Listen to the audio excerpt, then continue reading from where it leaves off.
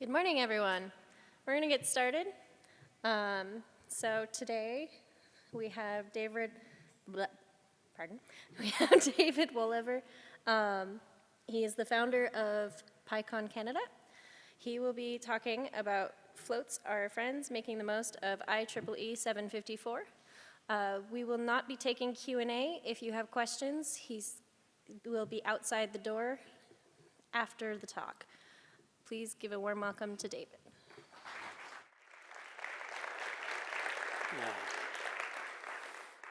Hey folks. My name is David Wolever, and I am super excited to be here today to talk to all of you about floating point numbers. I'm really curious though, what the heck are you doing here? There's lots of other great talks. Why do you want to hear about floats? If you don't mind sending me a tweet right there and just letting me know what brought you to this talk as opposed to any of the other great talks, I'd really like to hear it. The second small thing for the folks up front, if you don't mind grabbing a photo or two of me, I'd love to have something to show my mom. Oh, thank you. And finally, I need to apologize for the artistic license that I took with the talk title. 754 can be exactly represented in floating point. I'm sorry. So, over the course of this talk, I'd like to tell you a bit more about what floats are, how they work, and why they do the weird things that they do. Because they definitely aren't the best, but also they're not the absolute worst. And regardless of any of that, we are absolutely stuck with them. So hopefully by the end of this talk, I don't expect you to like them, but at least I hope you'll understand them a little bit better. So, to understand floats, we need to take a step back and look at why floats exist. And to understand that, we need to look at how numbers are represented in computers. So, whole numbers, integers, those are pretty straightforward. We take a chunk of memory, and within that chunk of memory, there's a nice one-to-one mapping between the binary numbers we can represent there and the whole numbers that we're used to dealing with every day, our ones, our twos, our fives, etc. And the way we do that representation is more or less what you're used to if you've done any reading on binary notation. Now, one thing you'll notice is in this example, I'm not including any negative numbers. And those are done with a representation called 2's complement. 2's complement is, in my opinion, an absolute thing of beauty, and I'd really suggest you go look it up after the talk, but unfortunately, this is about floats, so we can't get into that here. Anyway, whole numbers, integers in computers, those turn out to work pretty well. With a 32-bit int, we get to represent numbers between about 2 billion and negative 2 billion. And then if we pump that up to a 64-bit long, we can go up to 9 quadrillion. And it turns out that for the integers, for the whole numbers that we deal with day-to-day programmers, the numbers that occur in the real world, that range is actually really sufficient. We don't often need to go bigger or smaller than that. When we start moving into fractional numbers, though, things get a little bit more difficult. To understand why, imagine how you might implement fractional numbers.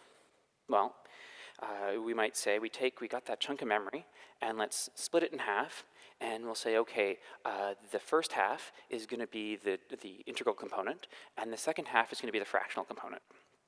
And that might look a little something like this. So we could have, if we have a 1 in the fractional component, that's 1 over 2 to the 8, so 0.125. If we have a 2 in the fractional component, that would give us 1 over 4, 0.25, and so on. But one of the things you'll notice here is with this representation, we don't actually get a very large range of numbers that we can work with. If we're only using 32 bits, the smallest number that we could represent is 1.5 times 10 to the negative 5, so that's like a decimal place, 4 zeros, and a 1 and a 5. And the largest number is a measly 131,000. we could go up and use, say, 64 bits instead, where we have 32 bits before the decimal place and 32 bits after the decimal place. And that will buy us quite a bit more space. We can go down to 10 decimal places of precision approximately, and we could go up to numbers as big as about 4 billion. But I mean, the first caveat there is this is completely ignoring negative numbers. Excuse me. And the second caveat is, in the real world, it turns out that when we're representing things with real numbers, the things we're representing tend to be on a much larger scale. We have to deal with things like the distance to Pluto. That's 7.5 billion kilometers. And we might want to represent things that are really small, like the size of a water molecule, 0.3 of a nanometer. And in this naive system that we had just talked through, this system where we're taking a certain amount of bits and we're fixing the position of the decimal place, a fixed point number, if you will, we're going to run into some problems because that range we can represent is fixed. And it's not going to, in practice, be able to handle a lot of the numbers that we have to deal with in the real world. So I'm sure you're all smart programmers. Your brains are whirring, figuring out how you're going to fix this. And probably what you're coming up with is a system that will look a little bit like this, where we say, okay, we've got the number, and alongside that number, let's store a scaling factor. So with the distance to Pluto, that's going to be 7.5, and we have a scale factor of 10, which is going to push that 7.5 all the way off to the left. And then for the very small number, like the size of a water molecule, we'll use a negative scale factor that'll push it off to the right. So this would be a system, you could say this moves the decimal place around, it floats the decimal place around. It's almost like we've got a floating point. And lo and behold, this is what floats do. Internally in the computer, floating point numbers have 3 different components. The first bit in them is the sign bit. That controls whether they're positive or negative. The second set of bits is the exponent. That's basically the shifting or scaling factor we had just talked about. And finally, the third portion is called the fraction. That's the actual number portion. It's also called the mantissa if you're trying to sound fancy. So you calculate the value of the floating point number by taking the sign, multiplying that by 2 to the power of the exponent, and multiplying that by the fraction. If you've ever worked with scientific notation before, this is exactly the same thing, just in base 2. This is just base 2 scientific notation. So to get concrete with an example here, let's say we want to represent 0.5. 0.5 is a really nice, easy fraction to represent because it's 1 over 2, or 2 to the power of negative 1. So we're going to have a sign of 0 because it's positive, and an exponent of 4. Now, the exponent of 4 is a bit weird here, and that's because exponents are what's called biased.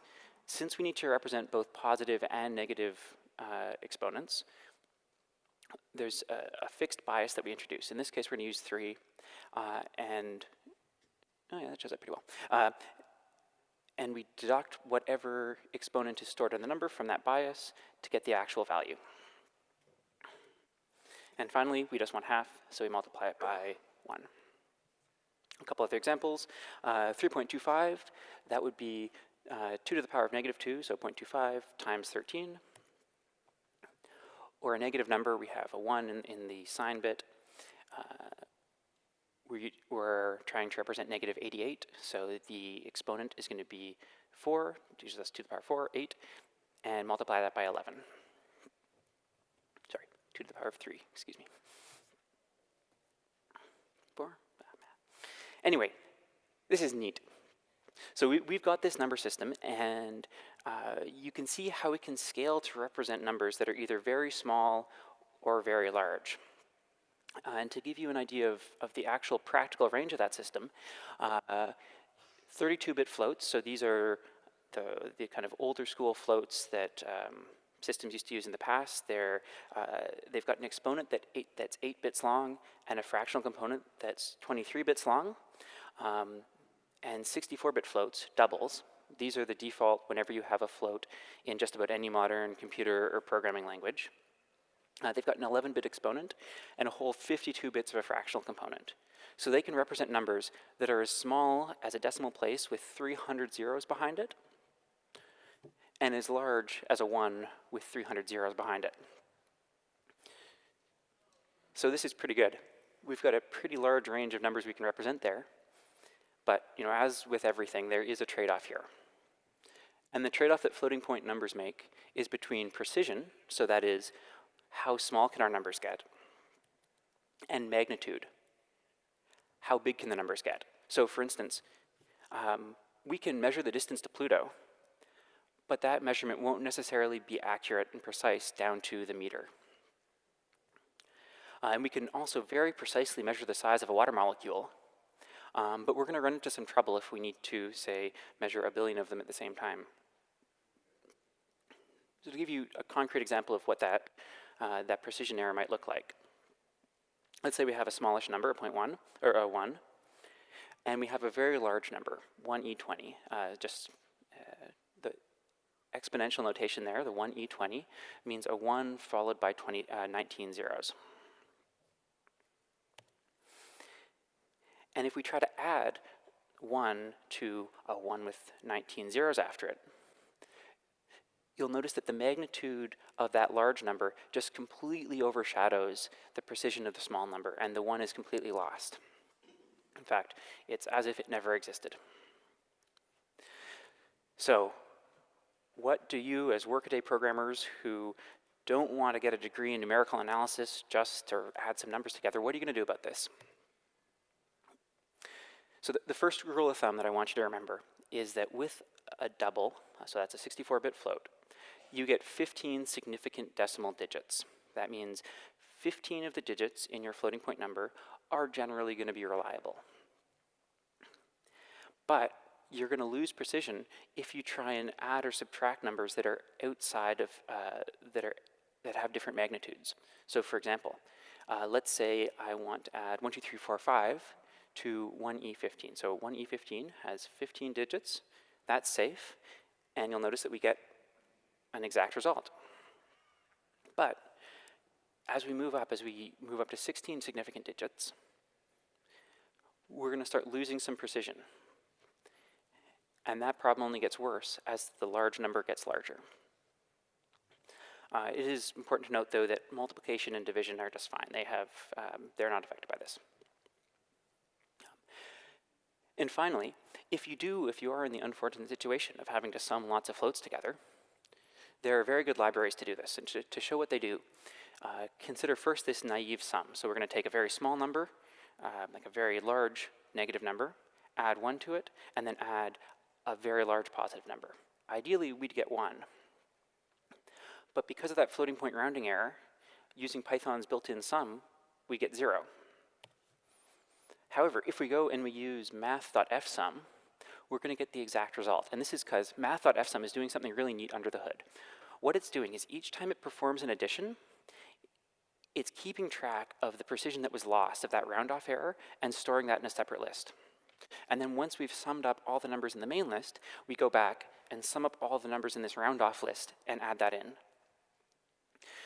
So it's going to get very precise. The trade-off there, of course, is a runtime one. You're doing many more additions, and it's more computationally expensive. The other interesting one to look at is NumPy's sum. Now, in this case, NumPy's sum actually gets it wrong, and that's because it's using an addition algorithm called addition by parts, where it's going to take chunks of the list and sum them up at a time, and then sum those sums and sum those sums, kind of a divide and conquer type algorithm. It doesn't have the strong guarantees that Python's fsum has, but it does have the advantage of being much more efficient, which is why they use it by default.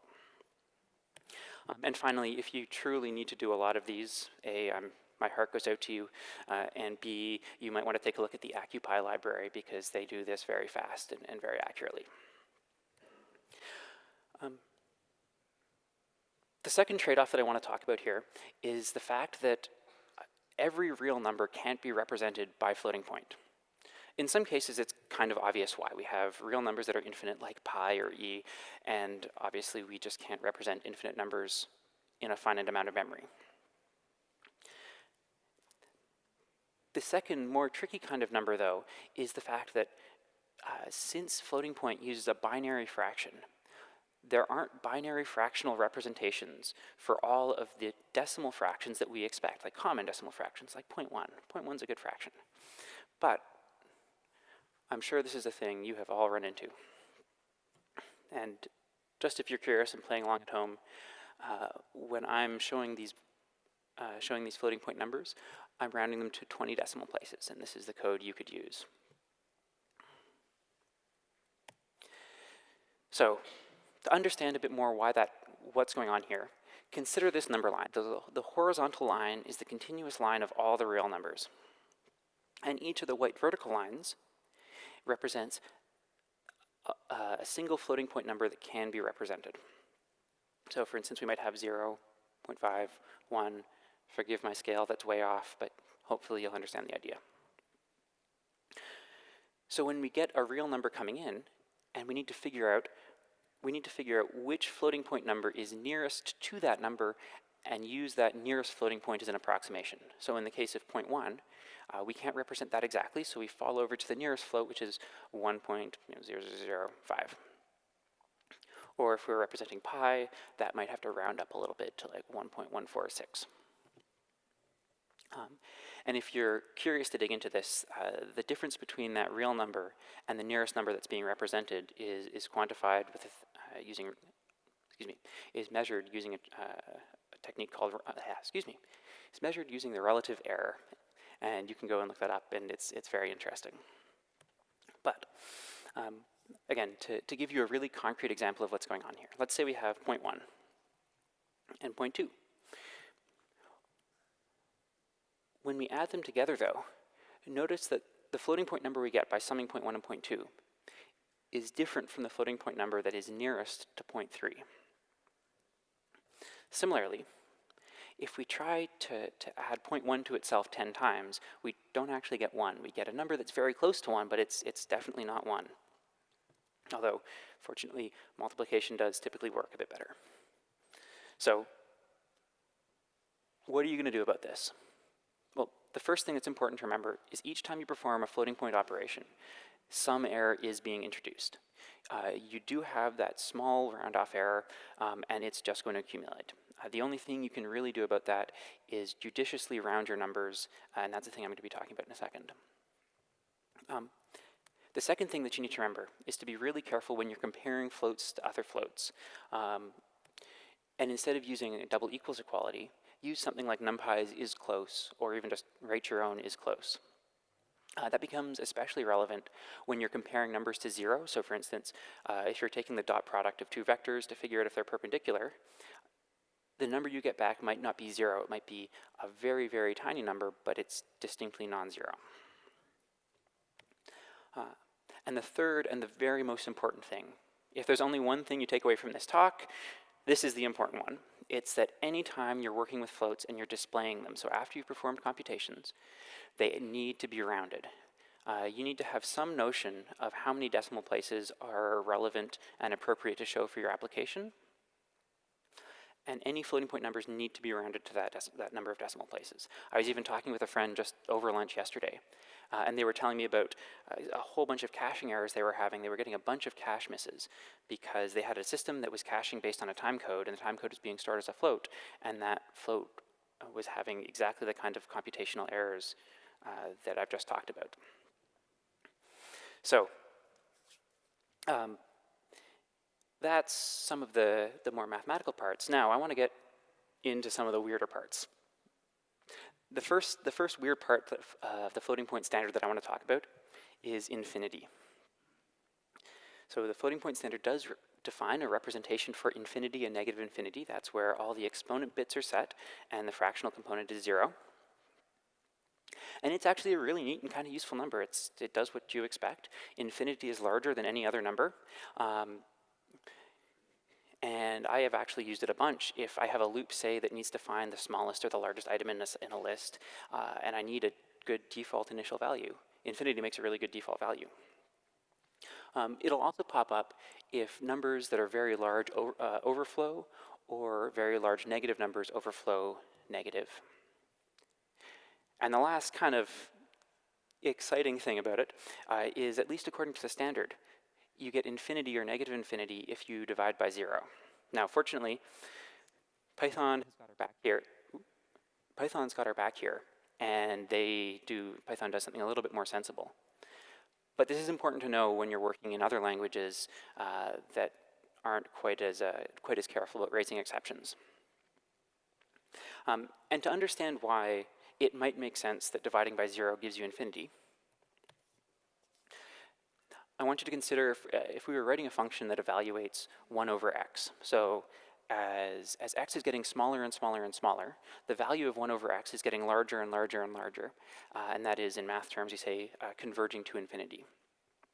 So if you imagine we're calculating this x and we're getting it smaller and smaller and smaller, at some point, that value of x might underflow, and it might underflow to 0. And it would be, when you squinted it the right way, natural for that underflow to result in infinity as opposed to a math error. And that brings us to the second interesting part of floating point. We have negative 0.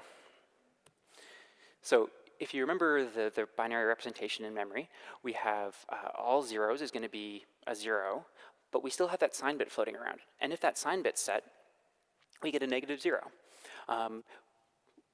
It basically only comes up when you underflow a sufficiently small number.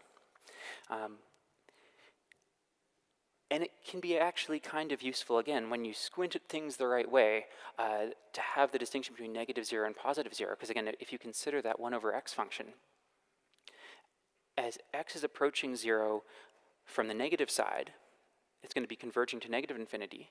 And when it underflows to negative 0, it's kind of useful to have the result be negative infinity as opposed to positive infinity or something else. And otherwise, negative 0 behaves just like our good friend normal 0. Now, finally, I want to talk about nan. Nan is probably my favorite part of floating point. Nan stands for not a number. And it's a number that, just like it says right there on the box, is not a number. It's defined as being the result of mathematically undefined operations. So for instance, dividing infinity by infinity, you'll get nan. It's also defined as being the result of operations like the square root of negative 1. Although again, Python has got us covered here. It's going to do something potentially a little bit more helpful.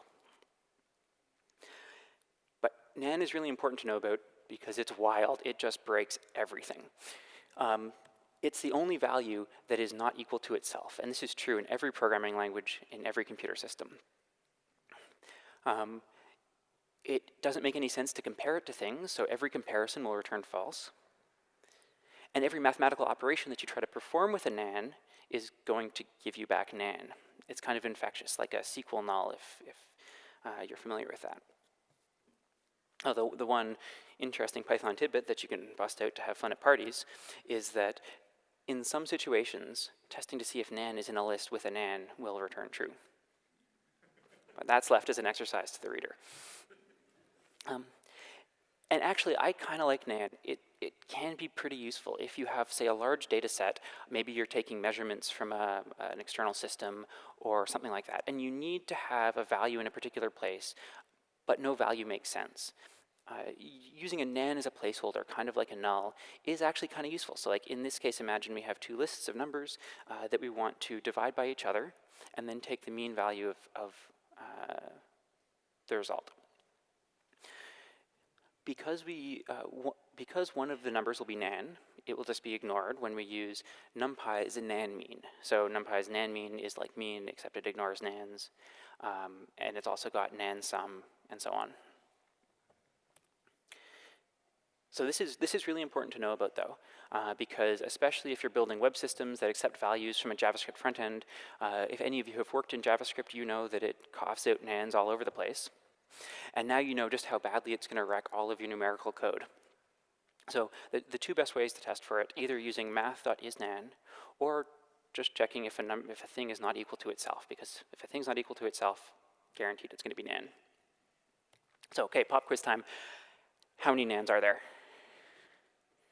One? I've heard one.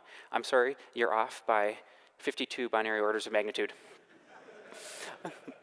there's actually 2 to the 52 nands, and that's because they're defined as being any floating point value where the exponent is fully set and the fractional component is just not 0. And there were some smart programmers at one point who kind of realized that's a bit of a waste. We've got all these values that are doing nothing. So why not just stuff some pointers in there? And this is actually what happens in every modern JavaScript implementation. Under the hood, when you're passing around a pointer to an object, that pointer can actually be two things. If you mask it properly and the mask returns true, then it's interpreted as a double. On the other hand, if the mask is false, then it's a pointer, which means that you can write actually very interesting, efficient code. So this is a completely fictitious implementation, but it's close enough to true, where if we're adding two JavaScript objects together, the first thing we need to do is if we can run this quick bit mask to check and see if they're both doubles. And if they are, we can add them with just one machine instruction. So this is now much, much more efficient than Python, say, where we'd have to go and unbox those numbers, and so on and so on. So, okay, we've talked about how the precision can be lost when numbers of different magnitude are added and subtracted. We've talked about the problems that come when we try to stuff binary decimal numbers into binary fractions. But I do want to offer you some hope. The decimal module. Per the documentation, the decimal module provides support for decimal floating point arithmetic, and hopefully you have a bit of a notion of what those words mean now. Because it's doing decimal arithmetic, we have exact representations of decimal numbers. We're still going to have problems with that nearest number rounding problem. We still can't represent pi exactly, but at least the representations will be more sensible. They'll follow the same grade school rounding rules that you're used to. And we still need to specify precision. We don't have unlimited memory. But the default in decimal is 28 decimal places, and that's probably going to be enough for most folk. And of course, if you need more, you can just turn it up. So to give a really quick example of what decimal looks like, we'll import it. We'll create a decimal value of 0.1. And notice that when we add 0.1 to itself 10 times, we get the precise exact result of 1 as we'd expect. Now, one interesting consequence is that when you load a floating point number into a decimal, it will faithfully try and read in that entire number. But at some point, I don't know how well you know pi, you'll notice that it does diverge, and that's because the floating point number can't precisely represent pi. Now, there is, of course, a drawback. There is a trade-off here, and that's that decimals are significantly slower. In a quick test that I did here, just multiplying a number by itself, comparing a decimal to a float, found the decimal was about 10 orders of magnitude slower. It's a lot slower. Also, unlike floats, floats are going to be the same size. They take up exactly 64 bits, no matter how big or small the number is. That's not true of decimals. The size of a decimal is going to grow as you get more decimal places or as the number gets larger. But that all said, decimal is great, and if you're doing computations that need precision, so this is things like math. If you're doing math, you need numbers. If you're doing math with money, for instance, it's absolutely a thing that's worth using. So, thank you for coming out and listening to me rant about floats. If you've got any questions, I'd love to come chat with you in the back. After this talk, I'll just be hanging out outside the hall. And yeah, thank you all so much.